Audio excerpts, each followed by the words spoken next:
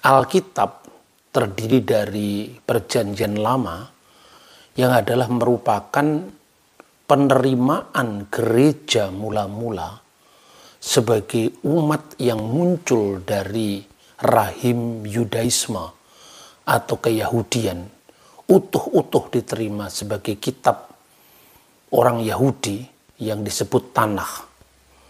Kenapa orang Kristen menerima kitab itu? Karena Kristen adalah bagian yang tak terpisahkan dari Yudaisme, sebagaimana Saduki, Parisi, Eseni, dan yang terakhir adalah Nosrim, atau yang dikenal di Antioquia sebagai Kristianos. Istilah Nosrim atau Nesarim adalah untuk merujuk gereja berlatar belakang Yahudi di Yerusalem yang dipimpin oleh Rasul Yakobus yang benar, yang tidak lain adalah saudara Al-Masih. Sementara umat Kristen yang berlatar belakang bukan Yahudi berkembang di Antioquia. Saudara-saudara yang terkasih dalam Tuhan, selain ada perbedaan di dalam harapan tentang Sang Mesias yang akan datang antara sekte-sekte Yahudi saat itu, baik itu Eseni maupun Parisi, maka umat Kristiani juga memiliki pandangan yang khas tentang siapa Sang Mesias yang mereka percaya telah datang dalam diri Yeshua HaMasiah yang juga disebut Yesus Kristus. Karena itu catatan-catatan tentang peristiwa Yesus itulah yang disebut dengan kitab suci Perjanjian Baru. Jadi seorang Kristen sejak gereja mula-mula memahami kitab-kitab yang lama itu, memahami Tanakh itu di dalam terang Perjanjian Baru. Artinya dalam terang kedatangan Yeshua HaMasiah sebagai juru selamat umat manusia dalam keyakinan dan perspektif Kristiani. Soal kemudian orang Parisi menolak, itu adalah urusan yang berbeda, karena dalam setiap agama itu tentu ada penafsiran yang berbeda-beda yang berasal dari rumpun agama yang bersangkutan. Nah, saudara-saudara, salah satu perspektif dalam kajian agama-agama adalah bagaimana kekristenan itu harus dilihat dari perspektif Kristen sendiri. Dan kita tentu tidak bisa melihatnya dari perspektif agama lain. Bagi umat Kristen, Injil itu bukan sebuah kitab yang turun dari langit. Injil adalah dokumen-dokumen sejarah primer yang ditulis oleh orang-orang yang sejaman dengan Sang Kristus yang disebut para rasul, para apostel, atau para selichim, yang artinya para murid dari Yesus Kristus itu. Itulah yang kemudian disebut Perjanjian Baru. Itulah yang kemudian disebut dengan Perjanjian Baru, Habrit Hakadasah. Nah, saudara-saudara, bagaimana kita meyakini Perjanjian Baru itu asli? Tentu ini bukan sekedar keyakinan buta. Kekristenan diajarkan untuk setia pada bukti-bukti sejarah.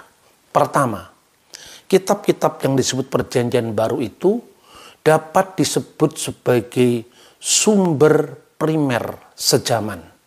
Sumber primer dan sumber sejaman dari peristiwa-peristiwa yang dialami gereja mula-mula dalam perjumpaannya dengan Sang Kristus.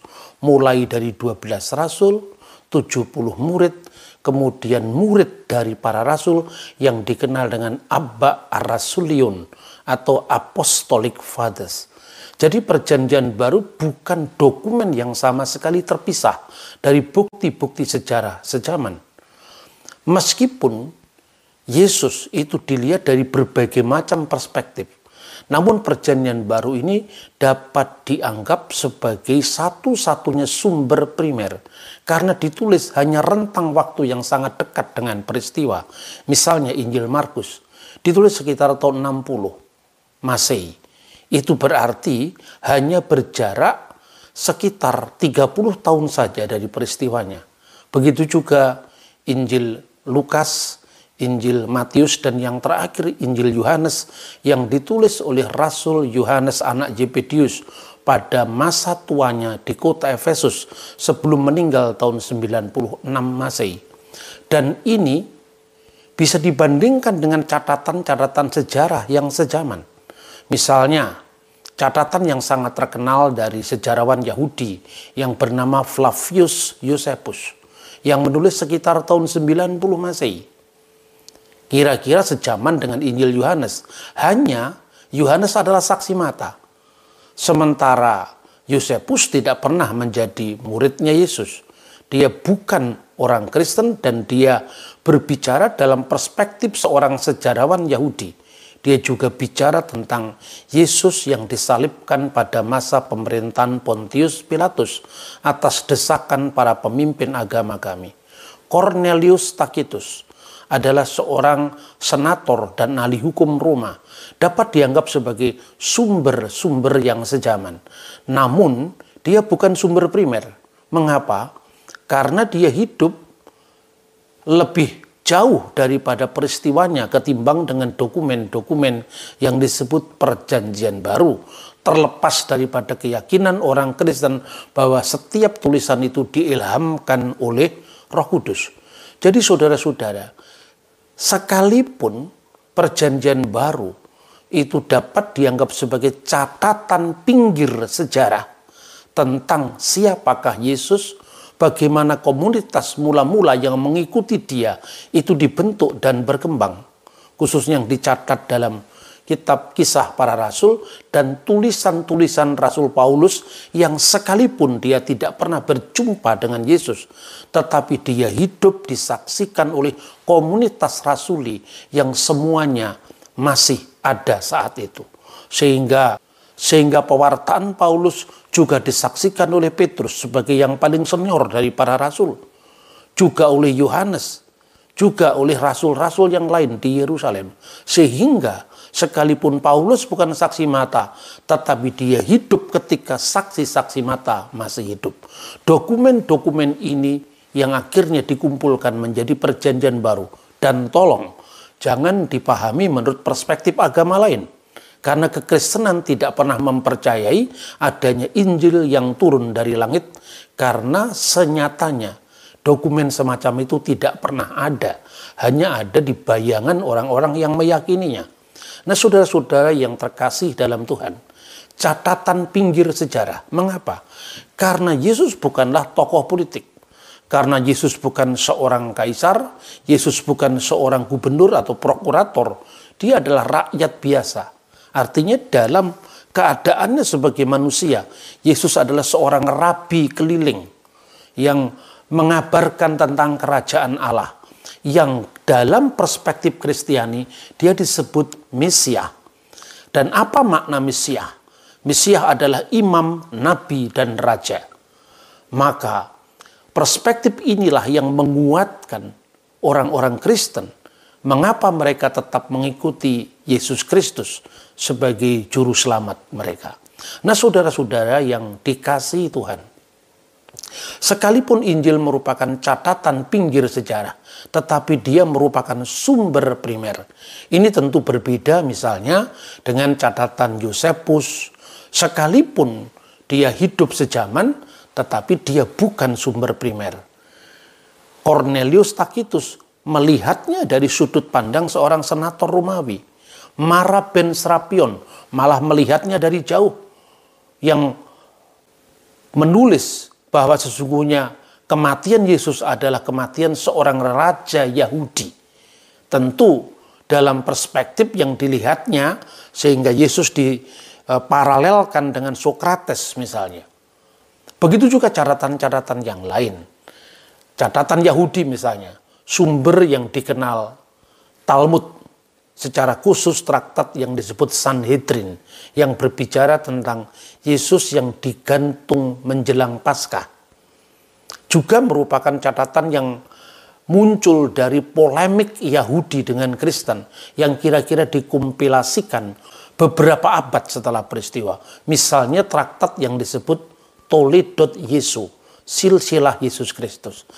Dibandingkan dengan Perjanjian Baru, tentu ini jauh dari akurat dibandingkan dengan misalnya catatan Matius, Markus, atau Yohanes.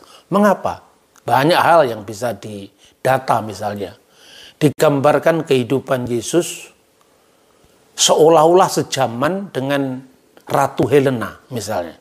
Ini tentu sangat cacat secara historis karena Ratu Helena adalah ibunda Kaisar Konstantin yang hidup 300 tahun setelah peristiwa. Nah, inilah saudara-saudara mengapa Perjanjian Baru itu merupakan satu-satunya dokumen yang bisa dipercaya. Sumber kedua adalah luasnya persebaran kitab-kitab Perjanjian Baru dan kekunoan dari naskah itu. Selain kita memiliki bukti yang namanya kodek, yaitu buku dalam bentuk jilitan yang dimulai kira-kira akhir abad ketiga, kira-kira tahun 350, 325, misalnya Kodek Sinaiticus, Kodek Alexandrinus, Kodek Vaticanus, Kodek Ephraemi Rescriptus. Tetapi kita juga memiliki dokumen-dokumen yang disebut papirus. Yang paling tua misalnya dikenal dengan papirus P52.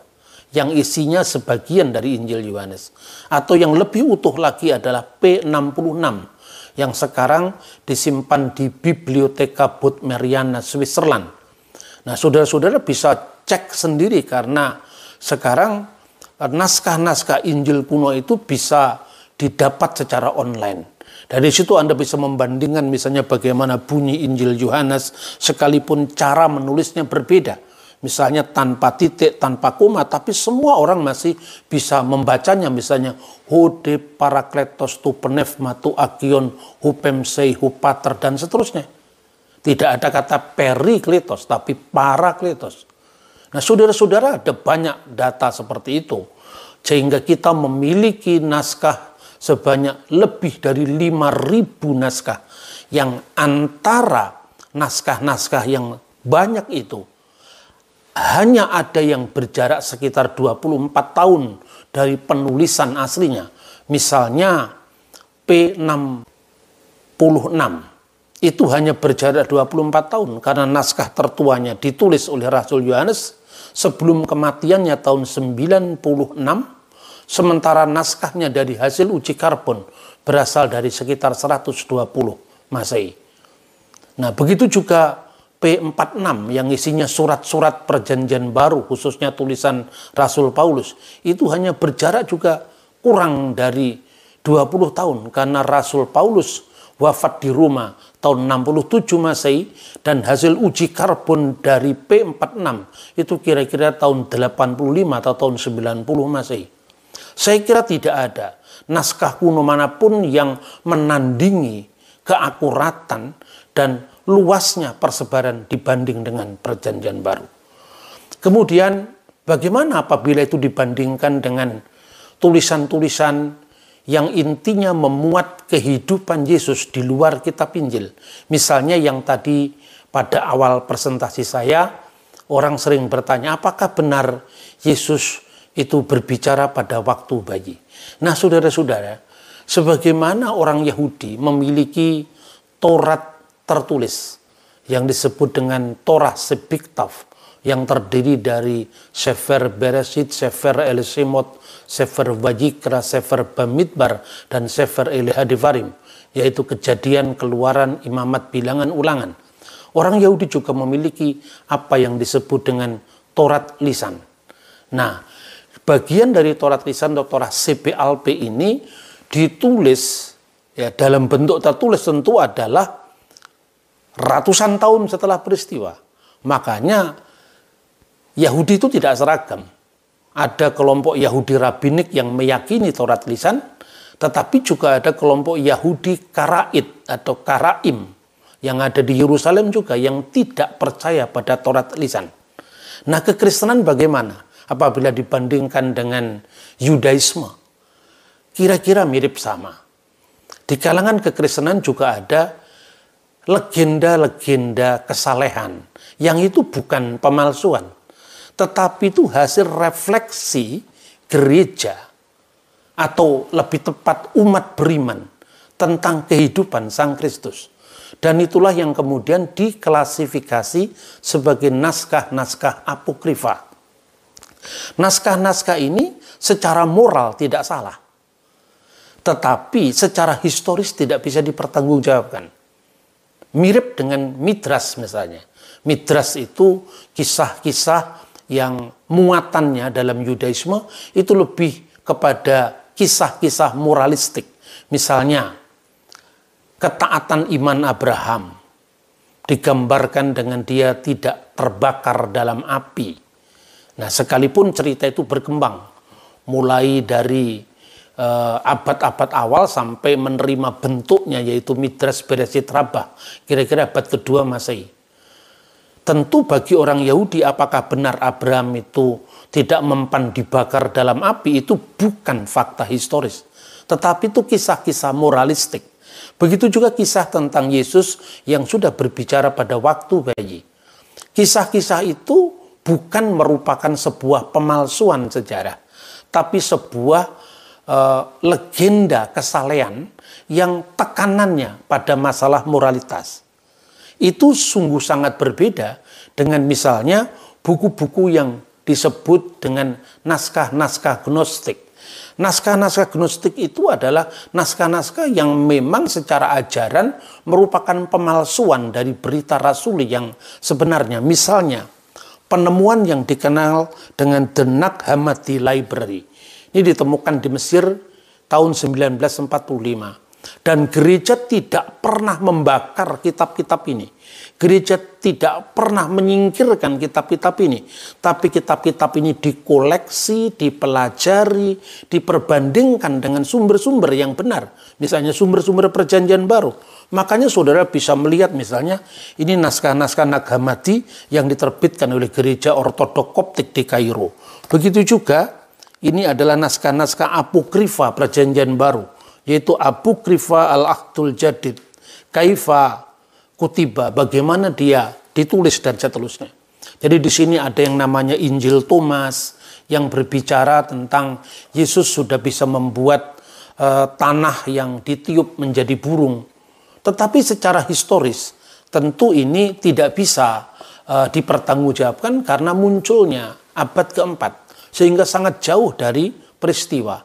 Kemudian tentang Yesus bicara pada waktu bayi. Saudara-saudara juga bisa membaca teksnya itu. Misalnya Evangelium Infantia Liber Apocryphus De Infantia Servatoris. Ini dalam bahasa Latin yang kemudian diedit oleh Hendrikus Sicket, yang diterbitkan pada tahun 1697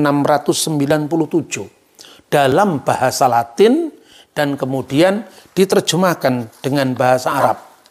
Nah, naskah Arab ini diterjemahkan dari bahasa Aramaik dan naskah ini baru muncul pada abad ke-5 Masehi. Misalnya, di sini pada bab pertama disebutkan, ya ini naskah Arabnya ini disebutkan, Qad wajadna fi kitabi Yusefus, telah disebutkan dalam kitab Yusefus, Rois al-Kahina alladhi kana ala ahdil masih wa qad qala Anas innahu Kayafa. Dia adalah imam besar pada saat kehidupan Yesus, dan ada yang mengatakan dia Anas. Ada juga yang mengatakan dia adalah Kayafas. Qala hadza an Yasua takalama wa huwa hina kana fil mahdi. Dikatakan bahwa Yesus Kristus telah berbicara ketika dalam buayan, ketika masih dalam gendongan. Wa qala li Maryam ummihi, dan berkata kepada Maryam ibunya, Ini ana huwa Yesu ibnullah. Aku inilah Yesus putra Allah. Dan kemudian pada akhir ayat ini dikatakan wa abi arsalni liqolasil alam, dan Bapakku telah mengutusku untuk keselamatan dunia. Nah, ini bisa Anda bandingkan dengan teksnya dalam bahasa Latin. Bahkan dalam teks ini secara iman sebetulnya tidak bertentangan dengan iman Kristen. Bahkan kalau buku ini bisa diterima oleh gereja, misalnya kalau sekedar menekankan ajaib-ajaibnya Yesus, ini malah menguntungkan secara iman. Karena apa? Buku ini juga tidak bertentangan dengan iman Kristen. Misalnya di awal dari teks ini saja ditulis dalam bahasa Latin, in nomine Patris et Filii et Spiritus Sancti Dei Unius, yang diterjemahkan dalam bahasa Arab, Bismil Ab walibni warahil kudus al ilahil wahid. Demi nama Bapa dan Putra dan Roh Kudus Allah yang esa. Jadi artinya ini tidak bertentangan dengan iman Kristen secara akidah. Tetapi gereja kenapa tidak menerima ini sebagai buku kanonik? Karena ditulis setelah abad ketiga, kira-kira abad keempat dan abad kelima. Sehingga ini sangat jauh dari peristiwa. Maka fungsinya buku-buku ini seperti midras dalam Yudaisme. Kisah-kisah kesalehan yang bisa meneguhkan komitmen moral kita pada kebenaran. Tetapi rata-rata bersifat ahistoris. Karena tidak bisa dipertanggungjawabkan secara historis. Jadi kalau orang Kristen hanya untung-untungan, buku ini menguntungkan keilahian Yesus, ya diterima saja. Yesus waktu bayi aja sudah bisa bicara, tapi secara historis kan itu tidak bisa dipertanggungjawabkan karena munculnya ratusan tahun setelah peristiwa. Begitu juga mujizat-mujizat yang memenuhi kehidupan Yesus di masa kanak-kanak. Misalnya, Alkitab hanya menceritakan bagaimana atas perintah malaikat, bagaimana misalnya Yusuf dan Maria disuruh untuk membawa bayi Yesus ke tanah Mesir. Tidak ada catatan di tanah Mesir. Hanya ada catatan-catatan yang sifatnya memorial yang diperingati oleh gereja Koptik. Yaitu masuknya keluarga kudus ke Mesir yang diperingati setiap tanggal 20 bulan Mesir Tuba atau 1 Juni. Tetapi ada kisah-kisah yang dicatat misalnya di dalam buku Sinaksarion yang juga sejajar dengan dokumen yang dikenal dengan Injil Mata Al-Manhul, yaitu The Pseudo Gospel of Matthew, pasal 20, di mana digambarkan kanak-kanak Yesus yang sudah dilahirkan itu, umurnya kira-kira kurang dari 2 tahun, dibawa ke Mesir, lalu ketika di padang gurun yang disebut sebagai jalan raja, artinya jalan yang dilewati oleh para patriark, para bapak bangsa Israel, dan itu adalah jalan-jalan yang ada jalur oasenya. Di sana kemudian diperingati dengan munculnya gereja-gereja ortodok, ya. Tetapi pada saat di tengah padang gurun itu Maria dan kanak-kanak Yesus kehausan, lalu terjadi mujizat di bawah pohon kurma. Nah, itu bukan kisah tentang kelahiran Yesus, tapi kisah tentang pelarian ke tanah Mesir. Itu disebut dalam pasal 20. Tapi kisah ini merupakan kisah kesalehan. Tentu berbeda dengan kisah-kisah yang memang tercatat dalam dokumen kanonik di abad pertama Masehi. Yang kedua dan terakhir adalah kisah-kisah yang memang sengaja secara akidah itu merupakan pemalsuan belakangan. Misalnya, naskah-naskah gnostik. Dan naskah-naskah gnostik ini memang dari awal itu kisahnya memang tidak sejalan dengan iman Kristen. Misalnya, Yesus itu digambarkan sebagai seorang yang memiliki penampilan nyentrik, ya, sehingga dia menjadi guru tentang peristiwa-peristiwa esoteris, peristiwa-peristiwa rahasia. Nah, misalnya, apakah Yesus bersabda kepada para muridnya bahwa usirlah perempuan itu karena dia tidak berhak memiliki kerajaan Allah? Apakah itu benar? Ataukah itu hanya merupakan karangan kaum gnostik yang memang anti perempuan, artinya mereka kehidupan dengan menjauhi perempuan. Dan itu adalah gambaran dari naskah-naskah gnostik. Nah, di pihak lain, misalnya itu tercatat dalam Injil Thomas, usirlah perempuan itu karena dia tidak layak menerima kerajaan surga. Lalu Petrus bertanya, bagaimana supaya dia bisa masuk ke dalam kerajaan surga? Buat dirinya seperti laki-laki. Ini ayat-ayat yang sangat nyentrik karena tidak bisa dipahami dalam sejarah gereja mula-mula yang tadi saya katakan tidak hanya tercatat dalam teks kitab suci ini, lepas daripada tradisi rasuli, lepas daripada paradosis apostolik, tetapi itu juga dibuktikan dengan catatan-catatan abad kemudian yang secara bersinambung tanpa putus dari zaman para rasul. Misalnya dokumen-dokumen yang dikenal dengan Abba Rasuliun atau Apostolic Fathers. Ini ditulis oleh muridnya Yohanes, muridnya Rasul Petrus, misalnya Mar Ignatius dari Antioquia, misalnya Mark Clement dari Roma, misalnya Quadratus, misalnya lagi surat Didache yang ditulis sejaman dengan Injil Yohanes, sekalipun dia bukan Injil, tapi ditulis sejaman atau paling tidak satu generasi setelah kitab-kitab Injil. Dan semua ajaran bapak-bapak gereja rasuli ini tidak ada yang berbeda dengan ajaran gereja sekarang. Ini menjadi mata rantai yang menyambungkan tanpa putus gereja mula-mula. Sementara sejak abad ketiga, abad keempat baru muncul naskah-naskah gnostik. Sehingga gereja bertindak melakukan apa yang disebut kanonisasi perjanjian baru. Yang paling awal kira-kira bisa disaksikan dari peristiwa Markion yang mencoba mengubrak-abrik naskah perjanjian baru. Dan Markion itu hanya menerima Injil Lukas setelah dibuang 3 pasal pertama. Mengapa Injil Lukas dibuang setelah 3 pasal pertama? Karena di situ ada kisah kelahiran Yesus. Sementara dalam ajaran gnostik, Yesus tidak benar-benar jadi manusia.